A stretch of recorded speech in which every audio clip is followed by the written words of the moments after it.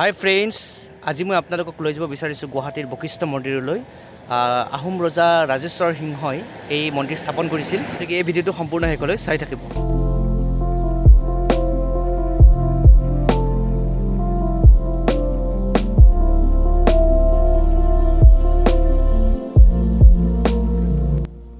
বশিষ্ঠাশ্ৰম দেৱালয় গুৱাহাটীৰ দক্ষিণ পূব সন্ধ্যাচল পাহাৰত অৱস্থিত। আহোম ৰজা ৰাজেশ্বৰ সিংহই এই মন্দিৰ নিৰ্মাণ কৰিছিল।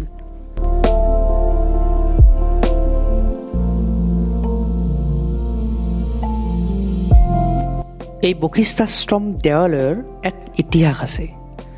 বহু দূৰ দূৰণিৰ পৰা এই দেৱালয় চাবলৈ বহুতো লোক আহে।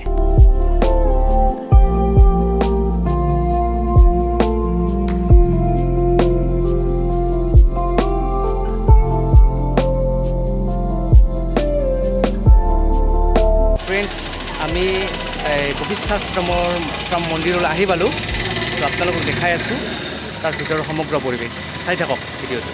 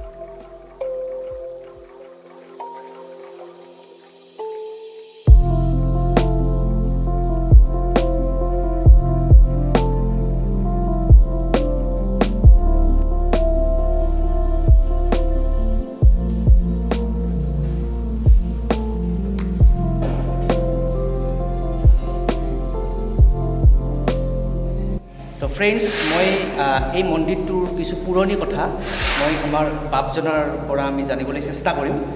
এই পাহাৰখনৰ নাম হ'ল সন্ধ্যাচল পাহাৰ। এই সন্ধ্যাচল পাহাৰৰ এই গুহাত বশিষ্ঠমুনি তপস্যা কৰিছিল শিৱক। তেওঁৰ গুৰু আছিল শিৱ।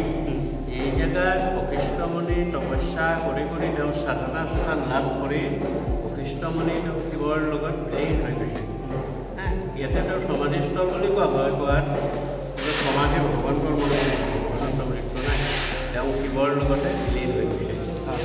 আপোনাৰ এই গুহাটোৰ ভাস্কৰ তলত ইয়াতে আছে আপোনাৰ তাৰা সৰস্বতী শিৱ, উপস্য দেৱতা তাৰা। সেইখিনিত আছে গোলকেশ্বৰ মংগলেশ্বৰ শিৱ। আৰু এই পাথৰটোৱে বশিষ্ঠমুনিৰ দেহটো শৰীৰটো তেওঁ শিলাৰ কৰি আছে। এই মন্দিৰটো নিৰ্মাণ কৰিছে আজি 500 বছৰ আগত আহোম ৰজাৰ দিনত ৰজা ৰাজেশ্বৰ সিংহ। আৰু এই নদীটো হ'ল বশিষ্ঠ গংগা, এইটো আবাহিত গংগা। বশিষ্ঠমুনি ইয়াতে যেতিয়া শিৱক তপস্যা কৰে, তেওঁ সাধনাৰ স্থান লাভ কৰে। ইয়াতেতো পানী নাই পাহাৰ, এতিয়া পানী নহ'লে কোনো বস্তু এটা চলিব নোৱাৰে। এতিয়া বশিষ্ঠমুনিৰ পিতা হ'ল ব্ৰহ্মা। এই ব্ৰহ্মাক স্তুতি কৰি এই গংগা আহ্বান কৰি এইটো হ'ল আবাহিত গংগা। এই নদীটোৰ নাম হ'ল বশিষ্ঠ গংগা। তাত 3 ধাৰা আছে। ধাৰা 3টাৰ নাম হ'ল সন্ধ্যা, ললিতা, কান্তা। এই নদীটোৰ নাম হ'ল বশিষ্ঠ গংগা। এই মন্দিৰটো নিৰ্মাণ কৰিছে আজি 500 বছৰ আগত আহোম ৰজাৰ দিনত ৰজা ৰাজেশ্বৰ সিংহ। এই যিটো শিল দেখিছে, এইটোৱে বশিষ্ঠমুনিৰ দেহটো শিলাৰূপ হৈ আছে। অৰ্থাৎ এই পাহাৰৰ এইটো গুহাতে তেওঁৰ শৰীৰ শিলাৰূপ হৈ যায়। সেই শিলটোৱে হৈছে এইটো।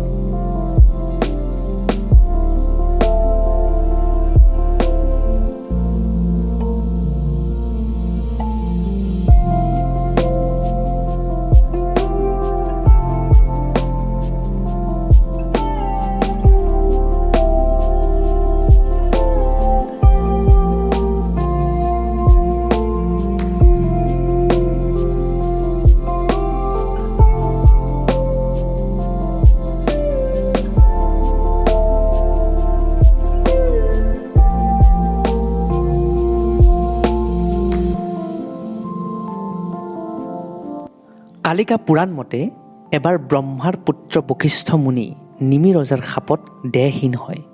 নিৰুপায় হৈ বশিষ্ঠ মুনিয়ে ব্ৰহ্মাৰ শৰণাপন্ন হোৱাত তেখেতৰ উপদেশ মতে এই সন্ধ্যাচল পাহাৰৰ গুহাত তপস্যা কৰিবলৈ আৰম্ভ কৰে আৰু তপস্যাৰ বলত সন্ধ্যা, ললিতা আৰু কান্তা এই ত্ৰিধাৰাৰ প্ৰবাহিত কৰি গংগাক নমাই আনে।